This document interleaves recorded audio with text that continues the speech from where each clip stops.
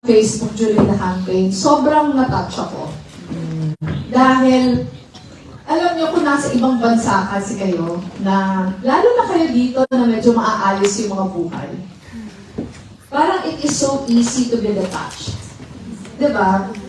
Pero pinili niyong lumaban, and ang kinampihan niyo, isang kandidato na sobrang dehado. Yun yung nakakapa-special dun sa laban na ginawa niyo. Alam ko, parang marami akong naririnig na singkot. But I was watching the movie. Nasaan si Ryan? Ryan, perfect. Papaalam na ako sa iyo kung pwede makakuha ako ng copy. Ayan, iko-post ko sa Facebook page namin.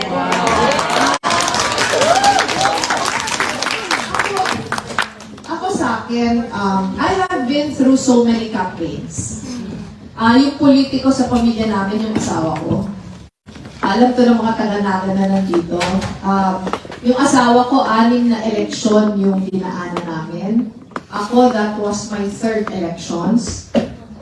Mula nung nag-asawa ako, 22 pa lang ako nung nag-asawa ko, hanggang ngayon, naka 9 elections na kami lahat. Ang 8 doon panalo. First talo namin yung 9th. Pero yun yung pinakamasayang kampanya na dinaanan namin. At yung nakapasaya doon is not the fact na natalo kami, tayo. Pero the fact that so many Filipinos decided to fight it out despite the odds. Yes. And doon ako humuhugot ng lakas. Na kahit parang pag tinignan natin, talo tayo sa numero. Pero, habang may nakikipaglaban pa, and yung laban kasi yung binuhos nyo lahat, di ba? Yes! Yung nakakapaganda doon, kasi kukwentuhan ko lang kayo ng, sorry, dami ko ng kwento para lahat na ng kwento. Pero, yun kasi yung second national campaign ko. Yung first campaign ko as a member of Congress, ibang laban yun. Yung nilabanan ko noon, isang malaking political dynasty sa amin, mahirap din. Pero, nung lumaban ako noong 2016, dahil admin candidate ako, ang tingin ko hindi masyadong mahirap dahil may nasasandigan ako na parang pillar. Kasi hindi naman ako yung presidential candidate. Pero eto, pumasok ako, wala nang sasandigan na iba kundi sarili. That's what I thought. Diba? Yung ibang kandidato lahat sasandig sa akin and wala naman akong resources. Wala akong resources to mount a presidential campaign. In fact, nung nag-decide akong tumakbo last minute against the wishes of my family, ang sinabi ko sa kanila, wala tayong kapag-asa, pero kailangan natin itong gawin. Yun yung sinabi ko sa kanya. Pero little did I know na ang daming lalabas para sumuporta. Such that, kahit yung odds talagang all against us, yun yung pinakamadaling campaign for me. Pinakamadali siya in the sense na all the other elections, including my husband's campaign. Okay, Ayan na. pamangkin ka yan. Nakita ko siya baby pa. Pero si Jingle sa akin lumaki. Si Christine at si Jingle. Yung all the other campaign, yung sumusunod sa tao. Nagsimula yun during the announcement. Hindi ko alam kung nakakita kayo videos of the announcement. Yung announcement that I was going to run for president. Yes. Napansin niyo ba, blue yung suot ko? Yes. Kasi yun yung pinili kong color. Pero yung mga tao, all came in pink. In fact, that morning, pagdating ko sa opisina, yung gate ng opisina namin, ang daming pink ribbons. Na, ewan ko lang kung tandaan niyo pa yung video, pero naka-pink ribbon ako. Hiniram ko yung last minute dun sa I Can Serve Foundation, sa breast cancer awareness. Hiniram ko kasi everyone else was in pink. So from the moment I announced, ako na yung sumusunod. Meaning to say, tao yung gumagalaw talaga. Kahit wala kaming pera, we were able to mount amazing rallies. Magastos mag-mount ng rally, ha?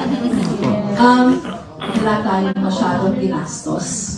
Kasi lahat na pag-set up, volunteers, lahat na entertainers, libre.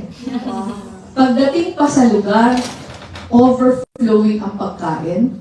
Kasi people with mood come, na ang iniisip nila, ang babaunin nila, hindi lang para sa sarili nila, pero para sa to share. So, nagsimula yung campaign, hindi pa yung official. Pero after the announcement, gumalaw na. Kasi naghahabol tayo, kasi sobrang late na nag-decide. Every day, parang gigising ako sa umaga na nililook forward ko yun every day. Hindi siya tulad ng ibang campaign na, oh my God, lalakad na naman ako ngayon, parang dinadrag mo yung katawan mo. Eto baliktad. Parang I was looking forward to every day kasi dadating ako, magsasalita na lang ako. Pero all the organizing was really with the volunteers and everybody went all out. So sa akin, it was fun because I felt like the fight was not just mine. Diba? But I was sharing the fight with so many other people. So of course, the results of the elections was a source of great emotional frustration for all. Pero gaya nga ng sinabi ni Love, umpisa pa lang yun.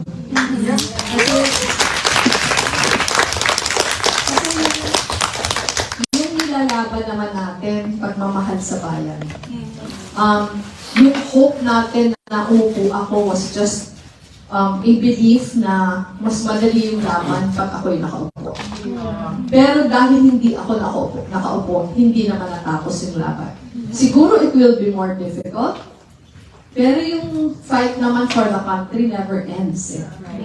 And I am just so amazed that people like you, even if you are so far away, guys, Sir Robredo, 49 years! Pero hindi nawawala yung pagmamahal sa bayan. Diba? And, siguro nabalitaan niyo naman na galing ako sa Harvard, diba? I was there from October until December. I was teaching. And after my classes, maraming mga speaking invitations. Pero maraming mga bata na mga estudyante sa Pilipinas na na-disappoint din sila sa results ng election. Ang parating question nila, parang may guilt feelings na ayaw namin bumalik ngayon. Pero nagigilty kami. So, ang sinabi ko sa kanila, hindi kayo dapat mag-guilty na wala kayo sa atin. Kasi it doesn't mean na wala kayo sa atin, wala na kayong pwedeng itulong kasi ang daming pwedeng gawin. So, para sa akin, lalo sa mga anak ko, lagi ko sa kanila sinasabi, alam nyo, kasi uso sa atin na minamana yung posisyon. Diba? Yes. Parang uso sa atin na ang tatay governor, ang nanay congressman, ang anak mayor, iba-iba pang towns, mayor, parang family corporation. Sa akin, ang paniniwala ko, yung pinaka-kontribusyon ko, hindi yung i-encourage yung mga anak ko na pumasok din sa politika. Kasi ang pinaka-kontribusyon ko is to make sure na pagbutihin nila sarili nila. Para nasa posisyon sila para tumulong in whatever way they can. Hindi lang naman pagpupolitiko yung daan para makatulong. So yung sa akin, lalo yung panganay ko, si Aika, has been getting a lot of invitations sa local to run. Buti na lang ayaw din. Pero ang rule ko sa kanila, hindi ko sa inyo aalis kung gusto nyo din pumasok sa politika. Eventually, kasi pinanganak sila lahat, mayor yung tatay nila eh. So yung ginagisnan nilang buhay ito, pero ang sabi ko, ang rule ko lang, una, hindi magpapamana ng posisyon. Sunod, habang nasa gobyerno pa ako, wala sa inyong papasok sa politika. gobyerno. So, meaning to say, kung gusto nyo eventually, you have to work hard for it. Pero you don't inherit it. Kasi, pag ini-inherit kasi parang hindi masyado napapahalagahan. Diba? So, pero hindi ko naman nai-impose yung paniniwala ko sa iba. While hindi ako agree, I don't make judgments. Gusto kong sabihin, iba-iba naman. Merong nandyan para makatulong talaga. Sino naman ako para makumusga? Pero having said that, tingin ko ang reason kung bakit tinulungan niyo ako. Dahil siguro, siguro hindi mo kayo pinapangunahan, pero siguro pakiramdam niyo, ako yung nagre-represent ng values na pinapaniwalaan niyo as far as governance is concerned. Na ako, paniniwala ko, pag nagkamali ako, hindi kayo mag-aalaman na tuwid sa iba ko. At yun yung quality ng supporters na gusto ko. Ayoko ng quality ng supporters na masama na yung ginagawa ko, pinupuli pa ako. Kasi pag gano'n na yung supporters ko, hindi ako tutulungan. Diba? Kasi if my supporters won't make me accountable, parang nagiging instrumento pa kayo na maging masama ako public servant. So, having said that, marami tayong pwedeng gawin even after the loss in the elections and moving forward.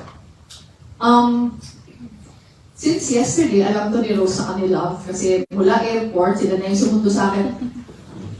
Lahat ng oras na magkasama kami, tinatanong ko sila about Norway. Kasi I have always been, I don't know much about Norway, but the little that I know of it, alam ko na effective ang governance. Yes. Pangalawa, yung pinaka-ideal ko sa society, parang nakikita ko dito, the fact na dito, ang gap between the rich and the poor, hindi ganun kalawak. So, ang lahat kong tanong sa dalawa, and tinanong ko din ito, nagkaroon na kami ng 2 meetings today. Yung isang meeting namin sa University of Oslo, yung mga taga-Center for Medical Ethics, tinanong ko ng tinanong. Kanina kausap kami, meeting kami with the Ministry of Foreign Affairs, tinanong ko din sila. Pero yung interesado ako, paano na-achieve ng Norway yung lugar, ay yung where you are now. Diba? Paano ma-achieve? Kasi Norway hasn't always been like this. So sabihin, there were also dark days before. Pero paano niya na-achieve na yung parang horizontal yung, diba? Hindi vertical yung society. Gusto sabihin, dito kahit hindi ka kasing yaman ng mga nauna sa'yo, gaya na sabi ni Sir Ruben, you can still lead a decent life, a life with dignity. Pag kinumpara sa atin, sa public transport na lang, yung gap between the rich and the poor, grabe. Halimbawa, sa atin, yung mga mayayaman, ilan yung sasakyan na kahit may coding, naapektuhan ng coding kasi may pampalit. Pero ang daming mga kababayan natin na talagang ang pinipila sa public transport everyday oras. Yung quality of life na wala na.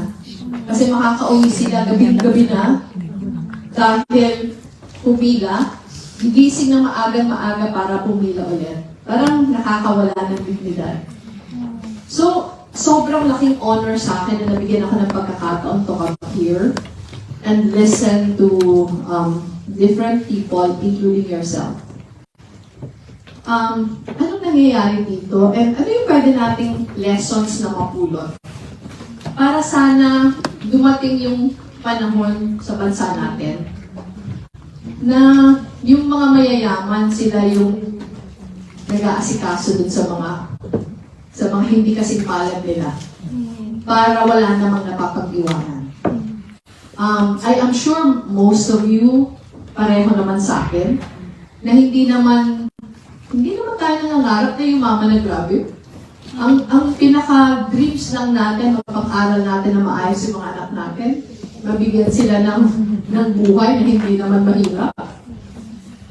Of course, paminsan-minsan nangangarap din tayo manalo sa loto. Pero okay na tayo kahit hindi tayo tumaya. Diba? Basta yung mga basic lang kaya natin. Diba? Kaya natin masustain. And yun yung dream natin para sa Pilipinas, you of parang relative to the rest. Naramdaman nyo na eh. Naramdaman nyo na kung how it is to live in a government na ganito. I was just listening all Mayaman, along. you live a life of dignity. Hindi ba pangarap din natin na yung mga pamilya na iwan natin sa Pilipinas, gano'n din? Na ang pag-asa natin umasenso, hindi kung malakas tayo sa nakaupo. Pero dahil sa sarili natin pagod. Diba? Sa kahusay. Gano'n din ako.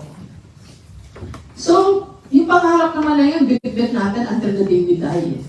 Pero ang aspiration natin, sana buhay pa tayo.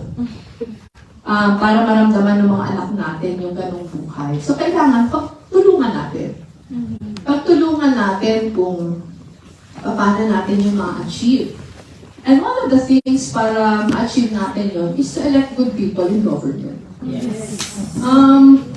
Pero marami na din na good people na parang I have seen a lot of very young, very idealistic, very good people who have been elected in public office. Pero yung sistema somehow changes them. Pero tingin ko nangyayari yun kasi pag nakaupo na, hindi tayo big on accountability. Hindi tayo big on accountability na siguro sobrang resilient na natin na kahit iba na yung ginagawa, hindi natin pinapanagot. So yung sa akin, sana papunta tayo doon.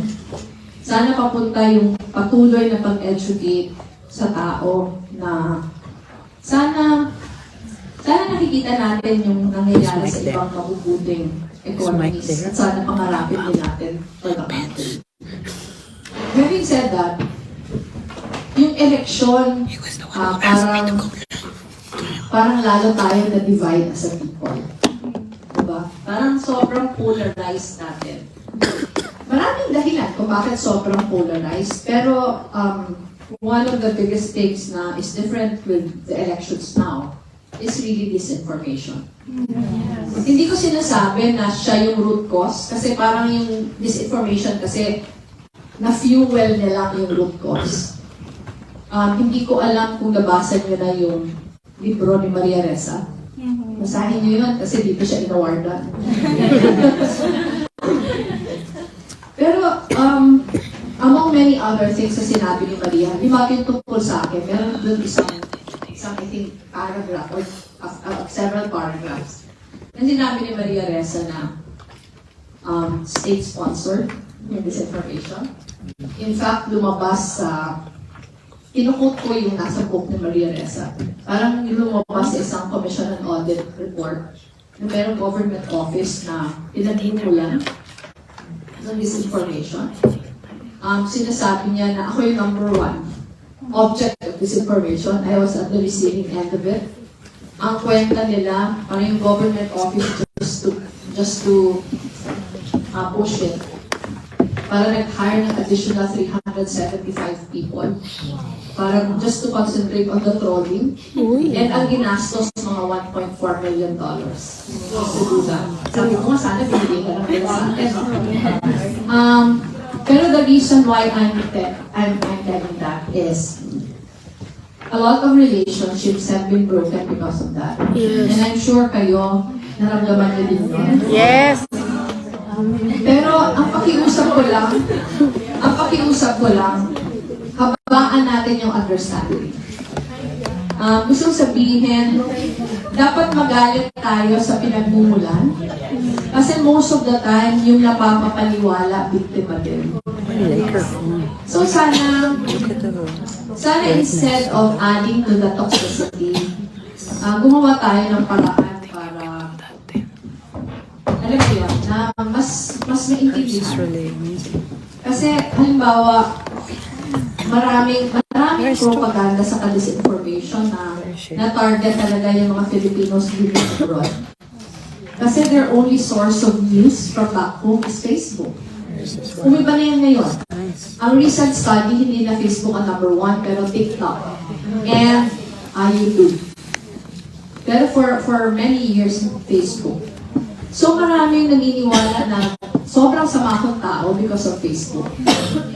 Diba? Sobrang maraming naniniwala na ang dami kong kababalaghan na ginawa because of Facebook. And sometimes yung naniniwala, you can't blame them parang 100%. Siguro na-frustrate tayo kasi sometimes educated naman. Pero naniniwala pa din. Pero ang pakiusap ko lang, let us not add to it. Pag sinabi ko let us not add to it, hindi yung i-ignore natin. Pero make extra effort in making them see kung ano yung katotohanan. Kasi ngayon, marami din tayong supporters na para siguro napagod na din. Paminsan nag-act na like the people we don't want to be. Hindi ko din mabing. Hindi ko din mabing kasi for many years yun na din inabsorb nila na negative energy. Pero yung sa akin, at the end of the day, pare-pareho naman yung gusto natin for our country. Diba? Kahit yung mga hindi tayo sinuportahan, I am sure ang gusto din nila mapabuti yung bansa. Pero dahil siguro sa disinformation, akala nila tayo yung makakasama sa bansa. Pero pag bumuti kasi yung bansa natin, sino makikinabang? Tayo din naman eh. Saka yung mga pamilya natin. So we don't wish our country ill. Diba minsan, alam ko na malaki yung urge na parang buti nga na magsakripisyo kayo, pinili nyo yan. Pero Pilipino tayo lahat eh. There are other ways of doing it. Ako, ang paniniwala ko, ang Pilipino, intrinsically good pa din. Kahit pa minority tayo, kahit yung hindi sumusuporta sa atin, tingin ko mabubuti pa naman silang tao. Siguro, iba lang yung paniniwala because also of the many things that they absorb. Pero at the end of the day, tayo din naman yung makikinabang pag united tayo. So sa akin, pag may fake news, i-correct natin. Yun yung hard lesson na nangyari sa amin. Parang masyado ko na-underestimate kasi when the fake news started coming in 2016, dati kasi, ewan ko lang kung kasama na namin tayo in 2016. Yes. Pero nung namandidato ako in 2016, nung nag-start ako ng candidacy, number 6 of 6 ako sa surveys. So wala nang pumapansin sa akin, wala kang fake news. Pero when my numbers started picking up, doon na yung umpisa ng fake news.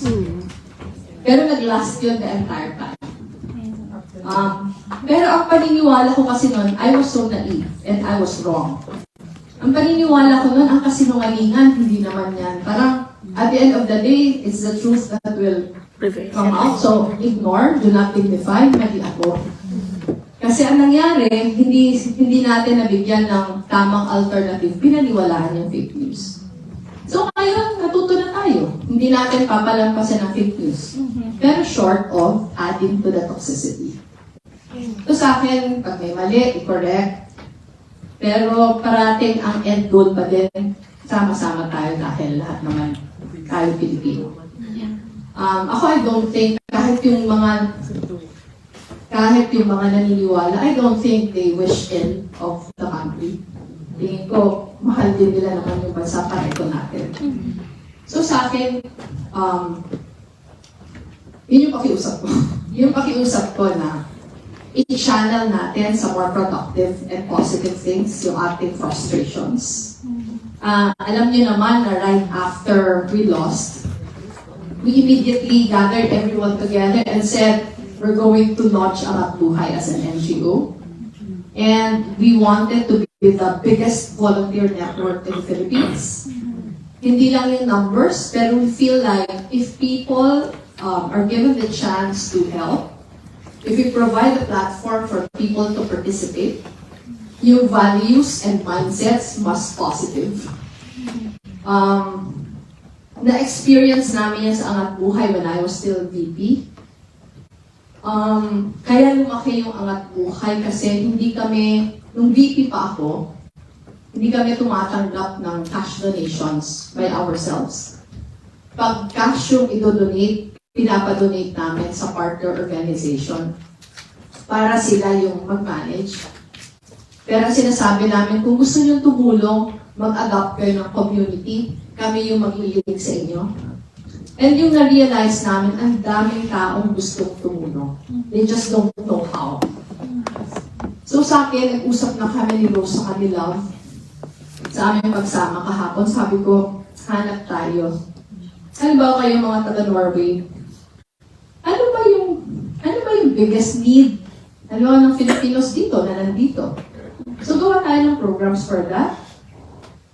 If you want to help the communities you come from, where you come from in the Philippines, we can adopt programs there. We can start programs there. Pero dapat i-channel natin yung pagmamahal into productive things. Kasi kung debate lang ng debate, wala namang mapupuntahan. Mag-aaway-aaway lang tayo. And yung paggagawa ng projects, hindi yun limited sa mga kakampings, ha? Lahat na gustong tumulong, open tayo. Lahat na nangangailangan ng tulong, tutulungan natin. Kasi at the end of the day, ang eleksyon, dumadaan lang yan. Diba? Ang eleksyon, dumadaan lang yan, pero yung bayan natin, lagi nangangailangan ng tulong. So yung sa akin, sana, ito pagpapasalamat. Yung meet and greet is an opportunity for me to thank all of you for all the work that you did. And sobrang talagang happy ako with the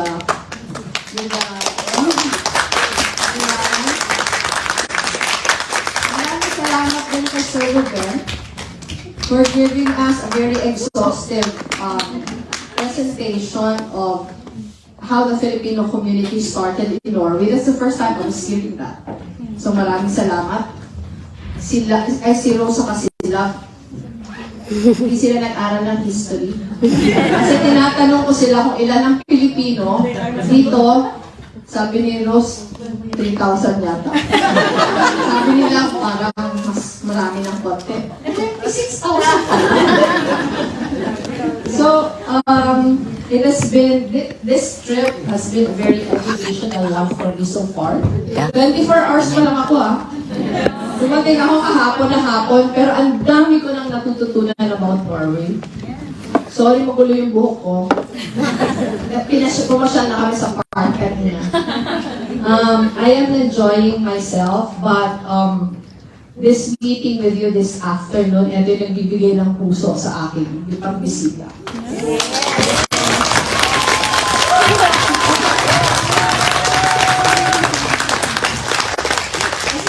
Iba yung nakikita mo sa Facebook, diba? Iba yung nakikita mo sa Facebook, iba yung nakikita ko kayo in person. So maraming salamat, pero hindi pa ito katapusan ng pasasalamat because this is also a call to action. Na there is no small help. Para sa akin, anything you can do to uplift the life of just one person outside of you is a big help already. So, sinabi ko na to kina Rose na when I announced the creation of Angat Buhay as an NGO, we were envisioning all the volunteer groups to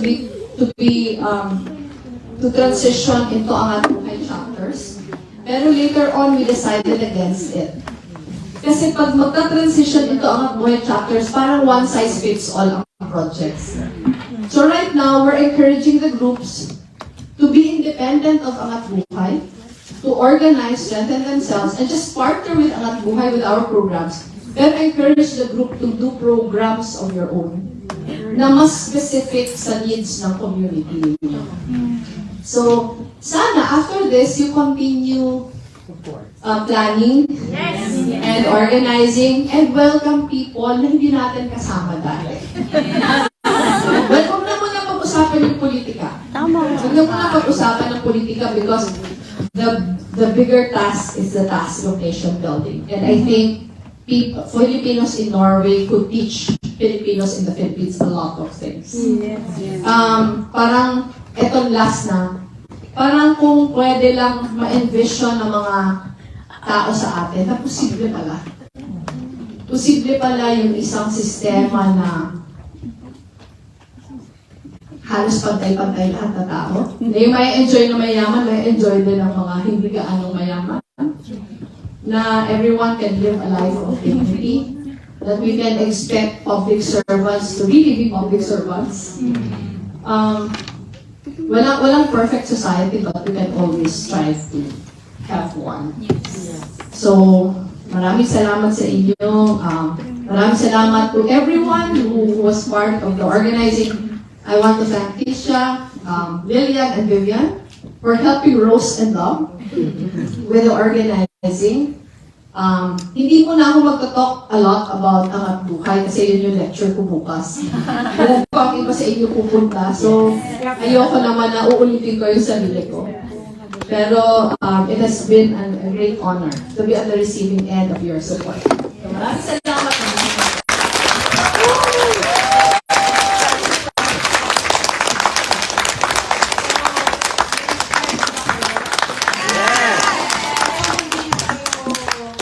Mapipigilan. Kahit anong bagyo, pagsubok, ng kulay rosas ang ating. So, maraming salamat po, ma'am. Ang susunod natin yung open forum. So, we will have questions from you guys. And then, Ma'am Leni will answer your questions. Everybody, please raise your hand. We encourage you guys to ask questions because you don't always have the opportunity to ask these questions to our Leni Robredo. If you can raise your hands, please, for questions. Please, samahan mo ako sa birthday ko. Ano kayo mahiya? Ano yun? Kahit hindi sobrang seryoso.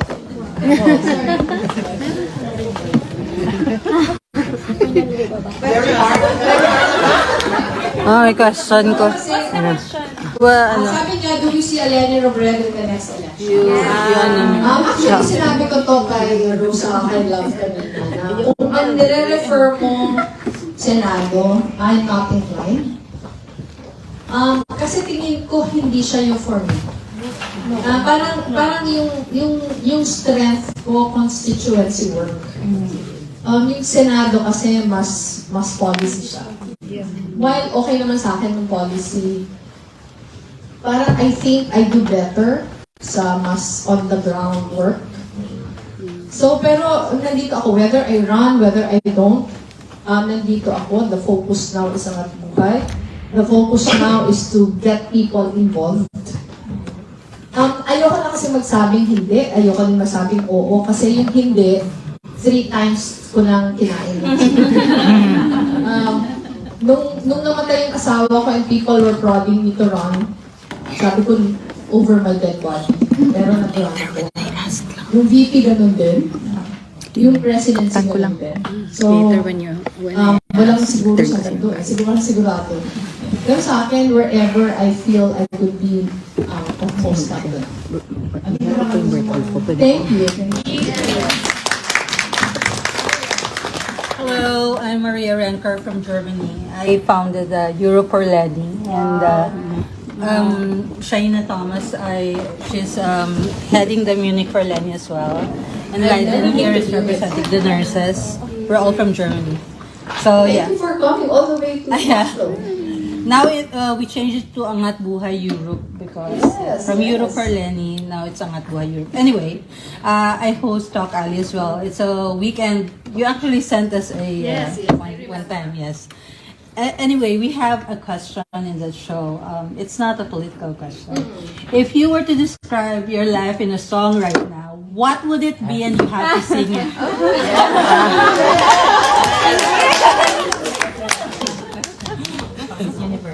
Alam mo pa, Miss Universe.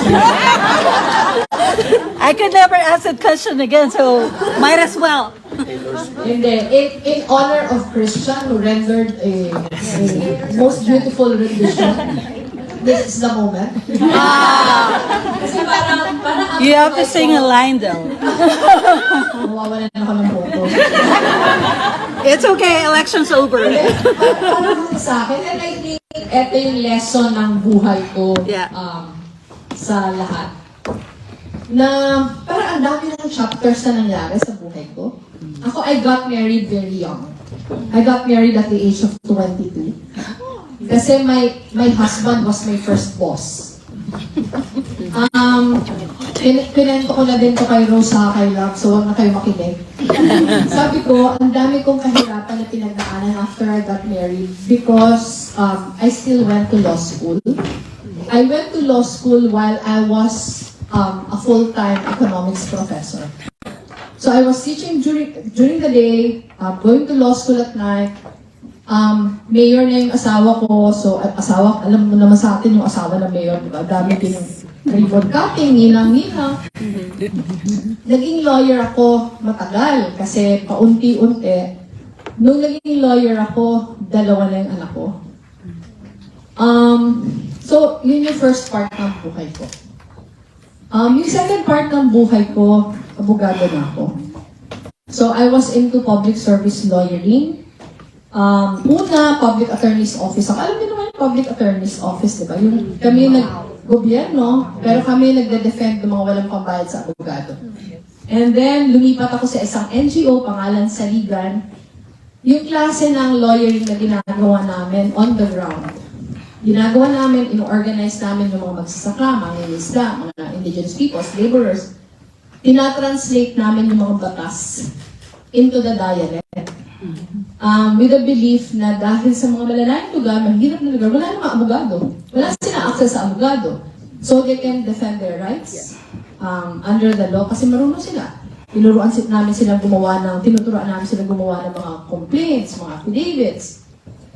Parang to empower them. So, mahigit 10 taon ako doon.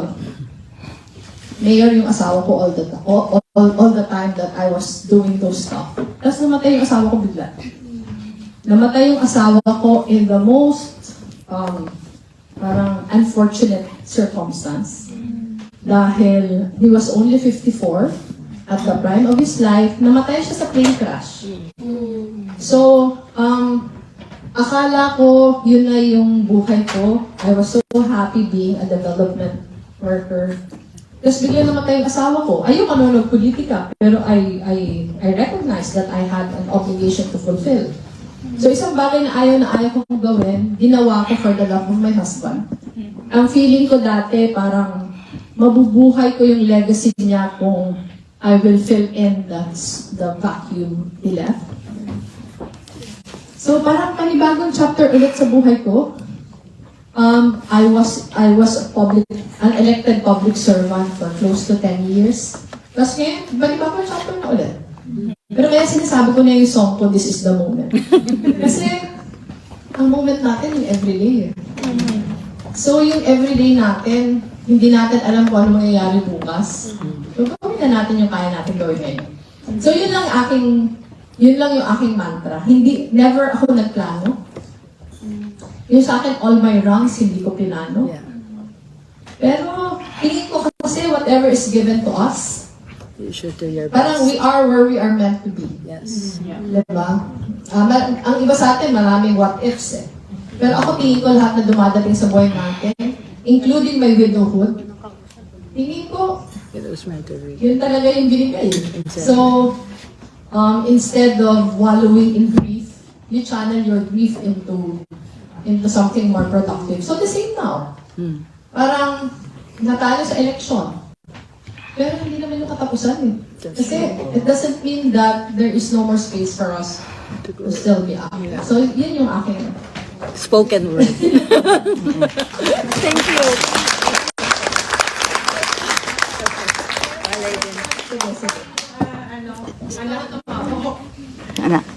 Sa airport. Yes. Birthday Leiden. niya. Yes po. I think. So my question po is something weird, pero kasi yung sinabi niyo po, This is the moment na po, di ba? So, birthday ko po sa January 30. At pumunta po ako dito kasi gusto ko gift ko sa sarili ko na, na makita kayo. So, weird. Kasi alam ko po na may schedule kayo. Pero if there's an opportunity po na maski magkape tayo po, ganun lang po. kung pwede po. Tingin ko hindi ako makakasagot. Ang makakasagot yung ating sponsors. Kasi sila yung gumagawa ng schedule. Sinasabi na lang nila na actually sunod-sunod yung schedule. Pero sabi, kasama sa mga nanay mo sa airport. Sige po. Thank you po. Happy birthday ulit, Nay. Thank you po. Saan ka? Bacolod. Good afternoon po, former Vice President Leni. My name is Aurora. I was one of the administrators of Leni Pico in Bergen, Norway, the second biggest city. I hope one day you will Hindi, sinabi ko sa kanila, Yes. hindi ko sana pumunta, but the schedule will not allow it. one day, maybe. Yeah, my question is, what do you judge for as your biggest accomplishment in field work, later. and We'll call her. how were you able to achieve that accomplishment, that biggest accomplishment? Actually, maraming sagot doon. Hindi ko na muna sasabihin yung angat buhay kasi lecture ko yun.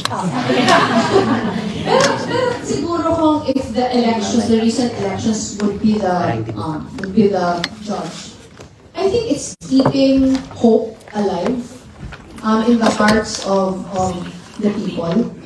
Kasi marami sa supporters natin, pag nakakausap ko, parang nawala na ng pag-asa na things will get better. Tapos somehow, because of the campaign, may nakita sila na what is possible, what may happen. So, sa akin, yun siguro yun. Kasi, parang it is so easy for us to become cynical because of the kind of politics that we have. Pero you come across people like the people you met during the campaign. And I think marami dito hindi naman magkakakilala before. Yes. Parang you were united by a common aspiration. And tingin ko yun yun. Kasi a lot of the groups that were formed had a similar story. Na hindi kami magkakakilala. Pero ang daming kinasal. Everyday nilang ako. Ang daming kinasal, and parang sa akin kasi, I think human nature naman ito. Human nature na kahit parang in the darkest of the situations, you always try to find light. Paminsan, you're not aware of it, pero there's always an instinct to look for that light. And I think, yun yung pinaka-greatest. Pero hindi kasi siya dahil sa akin. Pero parang naging symbol lang ako. Pero I think nangyari yon dahil sa atin lahat. Na pare-pareho tayo eh. Pare-pareho tayo nag-come together kasi pareho yung gusto natin eh. You are able to mobilize for the people. Yeah. And show, not a lot of people are aware of the leadership and governance values that I believe in. Pero during the campaign, parang people had a glimpse of parang the kind of government that is possible. So tingin ko yun. Thank you po. Yes, the one wearing the gown. My name is Paula and I'm the sister of Brian. So, Are you as talented as Ryan? I'm just happy. You must be very proud of him. yes, of course. I'm actually leaving right now to babysit my nephew. And I won't be meeting you tomorrow and I don't know when. I just want to have a picture and it's been my dream to I don't know how much time we have, but I think we can organize that everyone would have a picture. Yes! One by one.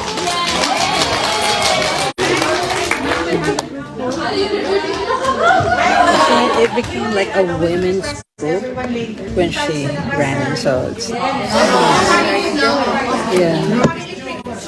Hindi, magbatay pa siyang batay. Yeah. So, may ano. Bigay mong cellphone mo. It was the first time that it was the first time that Filipino women got involved in politics. Yeah.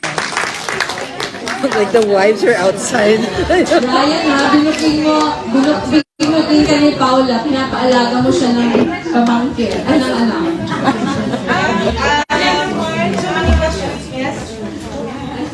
Hi po, I'm Aya. I'm from Bergen also, and I'm a PhD candidate in Koiskan Pugaslanda, so that's in the western part of Norway in Bergen also. And as a PhD candidate, I've attended the forum once, and here in Norway, they're so big on the sustainable development goals. And they asked me once to speak in a forum, and they asked me, okay, so in the Philippines, mahal natin ang Pilipinas. Meron bang paraan para malagyan natin yung sustainable development goals? And I was thinking, nasa survival mode pa rin tayo. So, meron po ba kayong masasuggest na paraan? Hindi, ako in fairness naman to a lot of people in government, Yeah. saka a lot of private organizations. Parang there's a lot of attempt to fulfill the sustainable development goals. Pero tingin ko kasi lagi tayo nagsislide back because of the kind of politics that we have. Yes. Parang lagi na lang tayong reset button. So sa akin, there's a lot to be desired. You're slipping to right. Again, hindi ako masyadong familiar sa Norway. Parang what I know, I read about. What I know, I learned from my first day here. Pero ako kasi, pareho sa asawa ko, parang tatlong bagay yung tingin namin na ingredient for good governance. Good governance kasi yung sagot sa attainment of the Sustainable Development Goals. Yung number one, again, accountability. Parang pag hindi natin ginagawang accountable yung public officials, hindi tayo nagde-demand ng serbisyong totoo. Pero bakit ba hindi tayo big on accountability? I think one of the reasons is really the prevalence of patronage politics. Parang sa atin, parang giving favors. Na-hospital yung anak. Instead na may program ang gobyerno for that, lalapit kay mayor, lalapit kay governor, lalapit kay congressman. Bibigyan ng konti and people feel like they're indebted for life. So, kahit hindi na okay yung ginagawa, may utang na loob ako eh.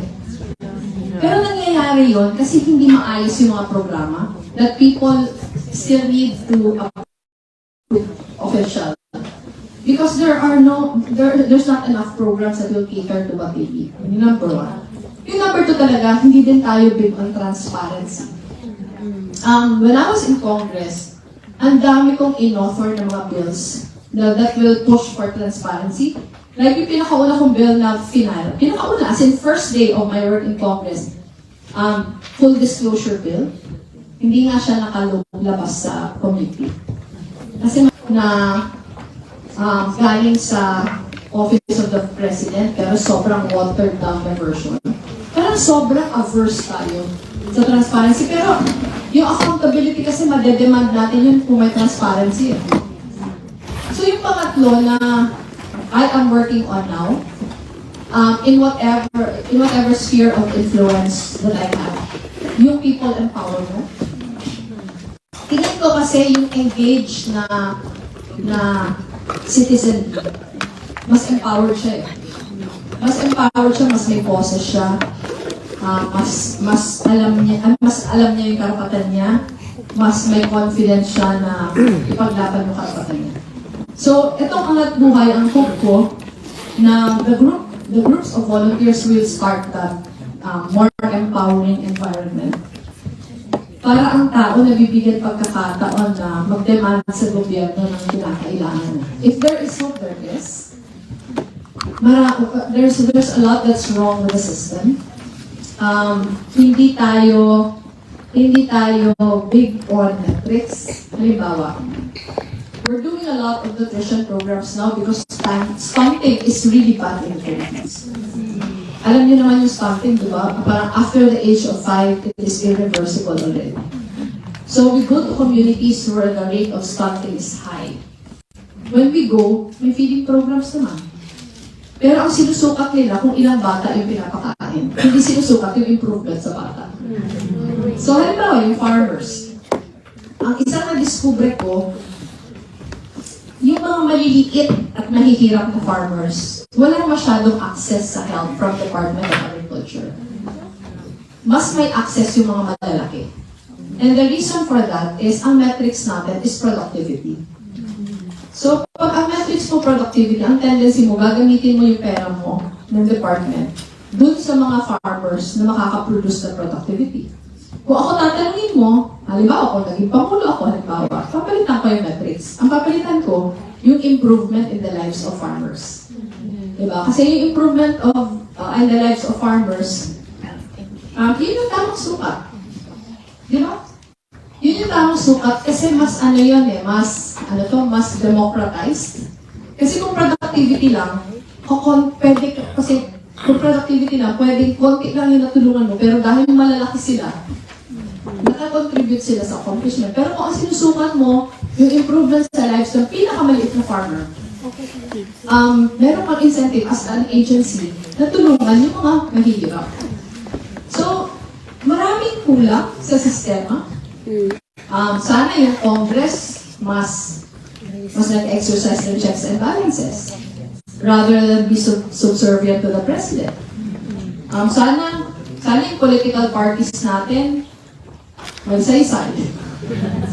Kasi sa atin, every elections, palit-palit yung parties. Lahat convenience lang. So, ako paniniwala ko, pag maayos sana natin yung sistema, yung governance, kahit paminsan-minsan we get bad politicians, parang the country will survive kasi naayos natin yung system. So, kami naman, as far as I am concerned, I know the limits of my influence right now. Ang sabi ko na lang sa staff, para hindi tayo frustrate. Wherever we can, di ba? Wherever there is space for us, let's fill that space. Yun na lang. And sana kayo din, na no matter how little the space is, tuloy natin. Huwag muna tayo mangarap na maramihan tapos mag-frustrate tayo after. Paunti-unti. And when we get to influence others, siguro yung lahat ng spaces mapifill up natin. Yes, Kap.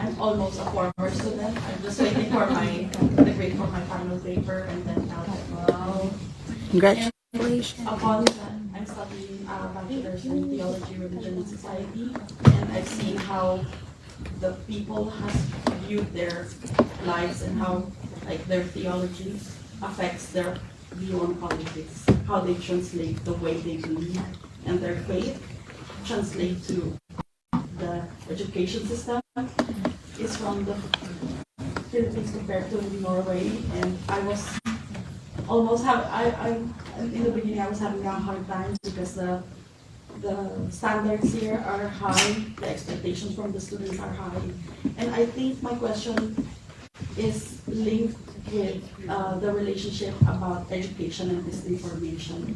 I really feel like in the Philippines, it's not only about the education, our education system. The problem is not only about the low wages and all the things like that, but I think there's no consistency with the standard of education. And I guess my question is I wonder how it is possible for volunteer groups or for individuals to permeate, for example, the TikTok sphere, the Twitter sphere, without being so toxic in a more educational community. Like, throughout your campaign, what we learn about education and how this information can actually be. Siguro sagot ko many different levels. You can't control it. Una, Someone's funding the dun sa operation fake news. from a more from the standpoint of religious beliefs and how it influences the value systems.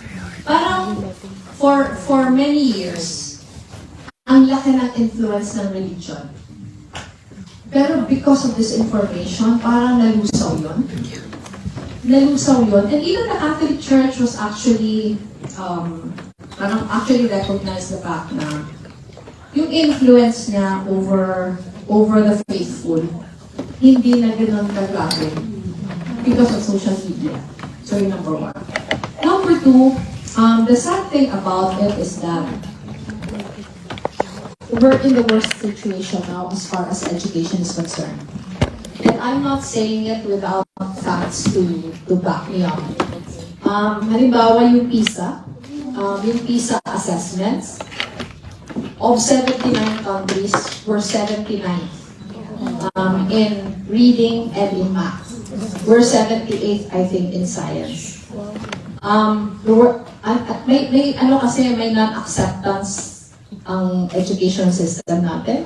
Halimbawa, when that came out, because it came out in 2019, when that came out, kine-question pa ng gobyerno yung PISA. Pero World Bank just released a report late last na we have the highest learning poverty at 90%. Gusto sabihin, ano ba ang gusto sabihin na 90%? Ang inaral nila 10-year-olds, mga, I think, 4th grade, 9 out of 10 of our 10-year-olds do not know how to read or comprehend what they read. And 90% tayo, ang pangalawa sa atin, na worst off, India and Indonesia, yung implications, kasi mas sobrang laki ng population ng India sa Indonesia compared to the Philippines. And yet, we're at 50% and we're at 90%. Gustong sabihin, grabe talaga yung education system natin. And that's sad because for many years, isa tayo sa mga better performing as far as education is concerned. Pero walang acceptance Walang acceptance ng pangangailangan. Parang tayo lagi pang nasa defensive. I think ngayon nagbabago na. Pero nung unang lumabas yung mga reports, parang ayaw pa natin tanggapin. So, pag itanong mo, ano ba yung magagawa natin? Again, part kasi ito ng lecture ko bukas. Pero sa Angat Buhay, gumawa tayo ng mga community learning hubs. We converted that, when schools opened, we converted that into remedial centers for reading and math. Marami kayong makakontribute kasi maraming teacher training na kailangan na pwedeng virtual. Maraming mga skills enhancement na pwedeng gawin. Marami pang communities ang wala. Currently we have 129 all over the country. Pero that's very meager compared to the needs of the entire country. So ang dami natin pwedeng magawa. Yung bigger problem talaga natin ngayon, disinformation. Kasi parang yung disinformation na change yung value system natin. Kasi maraming napapaniwala ng lies.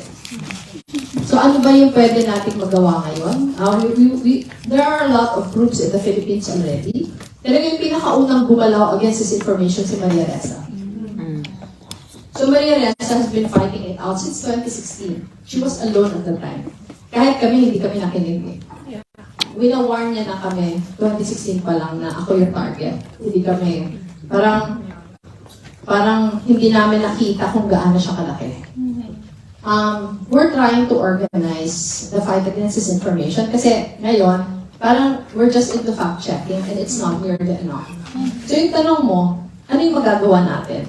Talagang kailangan tayo mag-create ng narratives and stories para kontrahin yung mga kasinungalingan na sinasabi nila, to correct the lies and not to make other lies.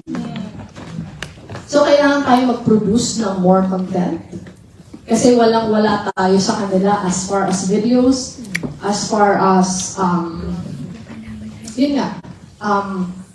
pag tinignan mo, nakalimutan ko kasi yung nakalimutan ko yung statistics. Pero parang sa Facebook, kalahati lang tayo nila. Pero sa YouTube and videos, parang 1/10 lang tayo nila. And yung ginagawa natin, mas reactive sa kanila.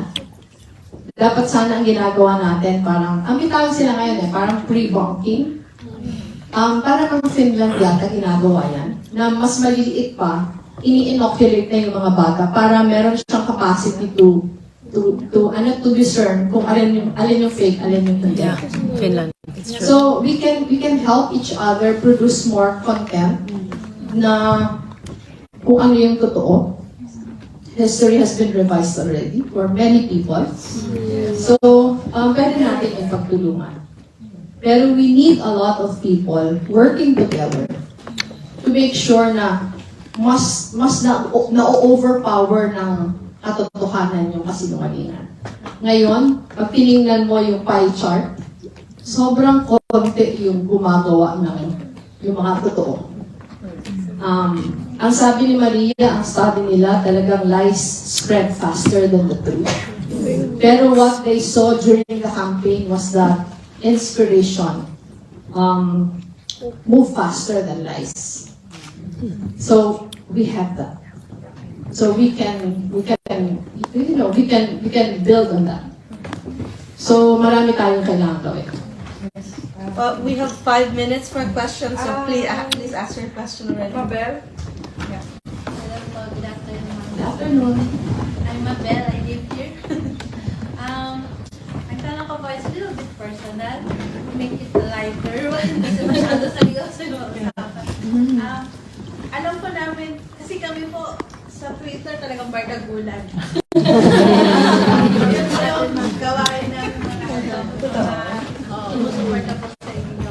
Now, according sa mga anak mo, ikaw po yung parang unbothered when it comes to a lot of sabi nila ba ang ginagawa, mali po unbothered yun. Ang tanong ko po, ma'am, how do you make yourself calm if you're frustrated? Yes. And at the same time, ano po yung nakakapagpasaya sa'yo? What do you do for fun? Alam mo, I think it's a gift. Kahit noon, hindi talaga to the frustration of so many, hindi talaga ako naapektuhan. And I think the reason for that is wala naman akong kasalanan na ginagawa eh. Ang gusto kong sabihin, siguro kung mas guilty ako noon, mas nag-effort ako na i-depensa yung sarili ko. Pero nung nasa-start kasi ito, and I think to a fault, parang iniisip ko na bahala kayo dyan. Hindi naman yan totoo. I think if I was more, alam mo yun, yun nga eh, parang if I was more protective of myself, siguro mas tama yung ginawa ko to combat it. Pero kung ang tanong mo, do I lose sleep over the lies said about me? No. Kasi hindi naman sila totoo eh. Alam mo, the worst lies have been said about me. Some of them bordering talaga to the most ridiculous. Hindi ko alam ko na pakinggan nyo na ang pinaka-ridiculous sa akin, din asawa ko daw, second husband ko na. Nakapag-asawa daw ako at the age of 15 to an NPA. So, may picture pa. Wedding picture na hindi naman na picture namin mag-asawa. Parang sa akin, kaya mo bang gumawa ng ganyan asawa niya? Kaya ko nag-asawa ako ng 22. Pero may asawa pa ako before him. Alam niyo yun? Naniniwala yung tao eh. So sa akin, ewan ko lang kung, I think sa mundo natin ngayon, hindi siya yung tamang reaction. Pero parang sa isip ko, kayo yung lugi. Kasi kayo, nag-e-effort kayo laban sa akin. Wala naman akong pakialam sa inyo. Pero mali siya eh. Mali siya kasi parang na-encourage lang silang magsinungaling na magsinungaling. Pero ngayon, nagka-catch up tayo. Pero we want to do it right. Yun. Okay, we'll have, I think it's the... yeah. Go ahead. Hello, ma'am. Mon Arcia po, kapwa mo Bicolano. Oh, sige, Bicolano eh. Ayun po. Ang question ko lang po is, what is your biggest, or what was your biggest takeaway from the recent election? Ako that, there is hope. Yun yung biggest takeaway ko. Despite the results of the elections, I saw how people got out of their comfort zones. A lot of the people who were very active during the campaign were people who never participated in any of the elections before. Ang supporters natin, hindi siya usual na politiko. In fact, we have so little help from people who are active in politics. Gusto sabihin, there is hunger for good governance. Siguro kinulang lang tayo ng time. Siguro hindi natin naayos yung messaging natin. Siguro hindi natin na-express yung narrative natin. Pero people have a hunger for it. People spent. People made a lot of effort in doing a lot of things. When you visit the Philippines, sabihan niyo ko, itutour ko kayong personal sa museum.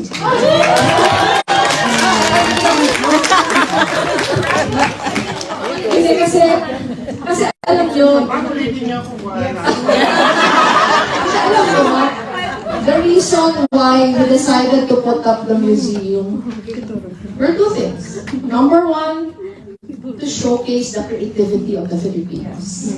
Kasi alam mo, hindi kasya sa museum yung mga binigay ng tao. Kaya nga yung revolving exhibits tayo, rotating exhibits. Pero number two, to remind people that they showed the best in themselves in the fight for good governance. So sa akin yung pinaka-takeaway ko na there is hope. Kasi sa akin, if it was the usual campaign, siguro madali sa akin sabihin na, bahala kayo dyan, hindi nyo ako pinili, kasi kasuhin ko na lang sarili ko. Pero because pinakita ng tao, what they were willing to sacrifice for the country, there is hope. Okay, the last question will be from myself. Ma'am Leni, ang ano po kasi, ang pinakamalaking issue sa may mga Pilipino dito na nasa Europe is yung mga questions from Norwegians and other Europeans tungkol sa yung sa present government. Kasi ang parang yung helpless kami because every time they bring up, bakit very poor country kayo pero hindi niyo ma-hold si Marcos family na accountable sa ill-gotten wealth, sa 203 billion na hindi na binayaran sa tax. So, ang tingin namin, parang napaka-helpless namin, but as a community na nasa labas ng bansa, what can we do to actually hold the government accountable? What can we do to help the people na nasa Pilipinas to make the government accountable? Kasi yun, sa Davos, 70 delegations, di ba? Parang wala lang sa atin. Parang wala. Ang question ay yung pagsakay ko sa bus. Hindi ko na narinig yung pamasahe ko sa kanya. Kung na hindi namin masagot, namin alam kung paano kami. I get your point. Pero yung mga nangyayari kasi sa atin politically is just a manifestation of a broken system. Yeah, that's true. Siguro if the system wasn't broken, baka hindi na makakabalik yung mga nagkasala sa bayan. If the system wasn't broken, siguro yung mga Pilipino would have learned a lesson already. Parang it only paved the way for, parang tayong roller coaster eh. May good days, may bad days, parang mas marami pa yung bad days. Pero I think, yung pagiging helpless, is understandable, pero not doing anything about it will only contribute to the helplessness. So yun sa akin, ano ba yung mga magagawa natin? Magpalakas tayo sa group. Sabihin natin, kukunti lang tayo ngayon. Pero pagbutihin natin yung ginagawa natin para ma-encourage yung iba. To join us, to join what we are doing. Kasi ang pagiging paniniwala ko talaga, a more empowered constituency will demand more from government. Yes. The reason why people do not demand from government is that ang feeling talaga nila utang na loob nila sa nakaupo. So yung sa akin, pagbutihin natin, however few we are compared to them now, alam natin na tama yung pinaglalaban natin. So, instead na makiaway tayo sa kanila, ipakita natin sila sa kanila what we can do. Kasi ako, ang paniniwala ko, if people are given a choice, marami pa ding yung mas mabuti yung pipiliin nila. Basta, pantay lang yung parameters. Ngayon kasi hindi pantay kasi because of disinformation, because of patronage. Pero sa akin, again, uulitin ko, in whatever little space is given to us, let's fill it up. And hope that the others will replicate what we are doing. And do the work that we're doing. So yung sa akin, there's every reason to continue fighting for our country. Kung ano sinasabi ko sa inyo ngayon, sinasabi ko sa mga anak ko. Kasi, yung mga bata talaga yung sobrang na-affect. Halimbawa, after the elections, I was invited by a lot of universities. Nabasa niyo siguro yun? I was graduation speaker of a lot of universities. Yeah. And the reason for that is they wanted to appease their students who felt so lost after the elections.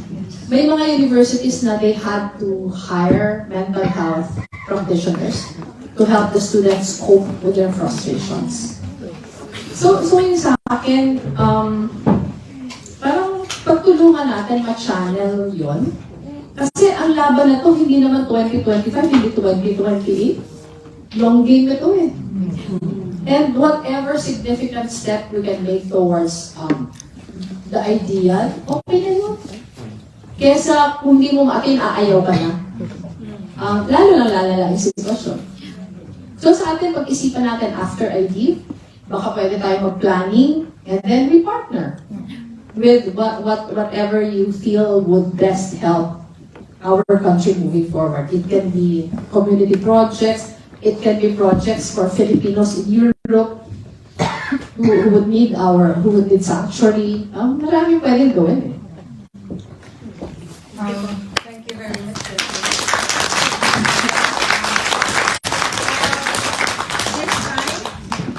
This time, we will ask Rose and Ivy to come forward.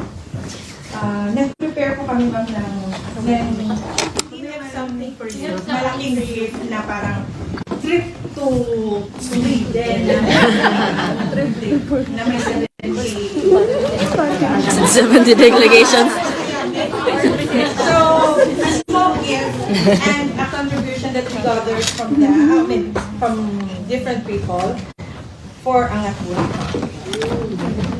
So, I po, Ivy. Si Ivy po ang aming Ma'am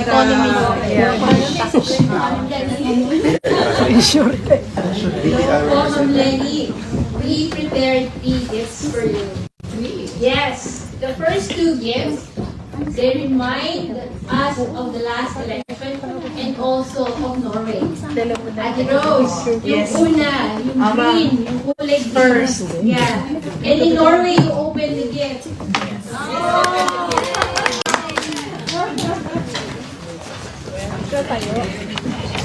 Man makita ko.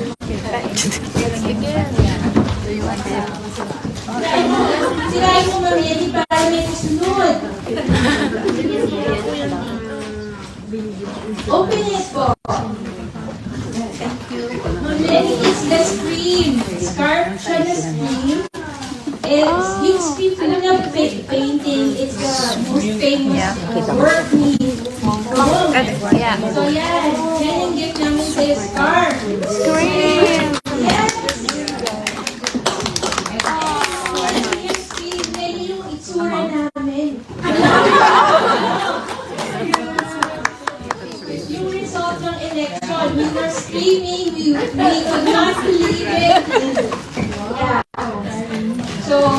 yeah. I hope maybe we can see it in the museum. And you use it too, of course. The second gift, Ma'am Leni, you were talking about it earlier. Makabayaran din yan. Oh my God! It's a troll!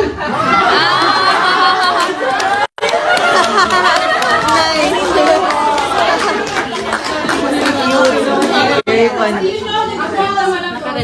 Yes! It's a mythical creature in Norway. Yes. I'm not sure how much yung income niya. Mag-isa po yun sa 300. Hindi siya sinungaling.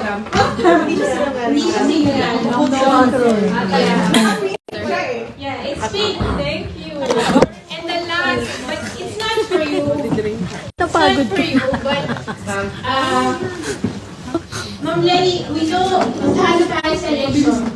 And you said earlier, hindi doon natatapos yung nagawa, nasimula mong angat buhay. And we thank you for giving us a platform to help us. And itong ibibigay namin sa'yo, i-continue para sabihin sa'yo na ang aming sumunta, hindi pa rin natatapos.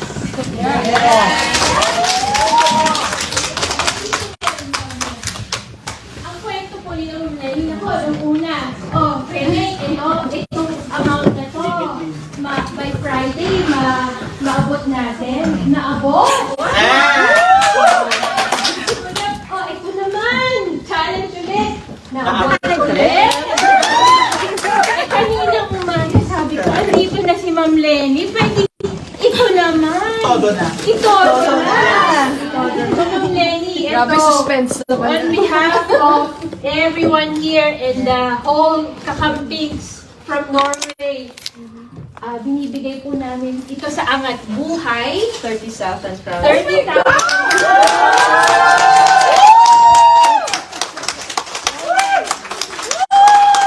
Maraming salamat for the two gifts. Pero the third gift, meron tayong policy sa Angat Buhay na ayaw natin ng fundraising. Yeah. So gusto natin kung magbibigay kayo, you will be involved in the project. So ang suggestion ko, when I go home, magsiset tayo ng Zoom meeting with the Angat Buhay team. And let us plan where we will put this on whatever project is close to your heart. Kasi, ano yun ha, medyo selfish ito sa amin. Kasi ang experience namin, pag mas involved kayo, mas marami pang ibibigay. Kesa parang tumanggap na kami ng donation na parang hindi kayo kasali. So gusto namin, even if you are far away, meron kayong inaalagaan na project or community sa atin. So we will discuss ano yung gusto nyo, we will present siguro the kind of projects that we're doing, kayo magsasabi na, ito gusto namin ito. And then we use this one. And thank you very much for your generosity. Alam ko na grabe na yung sakripisyo nyo during the campaign at hindi pa kayo nagsasawa. So, marami ang sakripisyo nyo. Sa akin, trabaho yun sa inyo. You can choose not to do it. Diba? So, this is more valuable than the monetary value. So, maraming salamat. Okay. And Ma'am Leni, bayanihan. Oo nga. Ayun, ang core natin, bayanihan para sa bayan. So that everyone is supporting the process. So, thank you very much. Mamingi po unity? Sa atin po na yun. Thank you. Okay. Ito na yung huling part ng ating program. Pero huwag niyong kalimutan, mag-ano tayo ha? Make a picture. Okay, hold on with the picture. So, right now, we're gonna sing the song Rosas. Monday.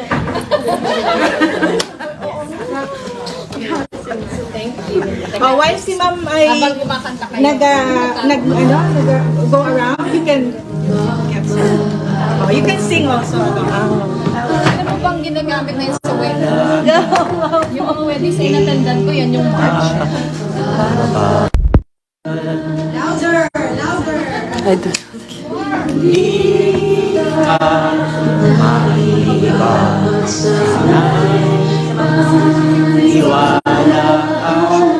Oo, pwede po. Pwede po.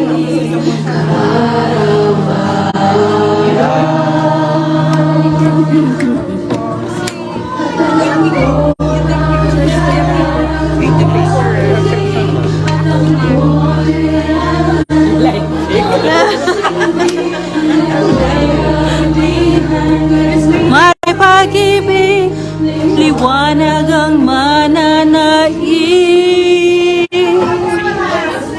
at hindi ko may papangako ang kulay rosas na mundo para sa'yo, at hindi ko may laran ng lahat ng anino.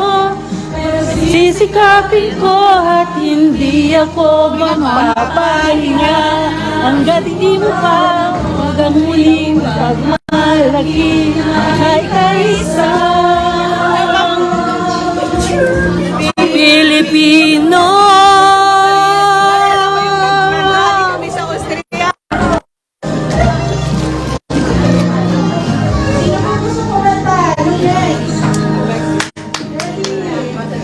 Sa mga nanonood po sa Philippines, thank you very much for watching with us. We are live here in Norway. Maraming salamat po. Good night!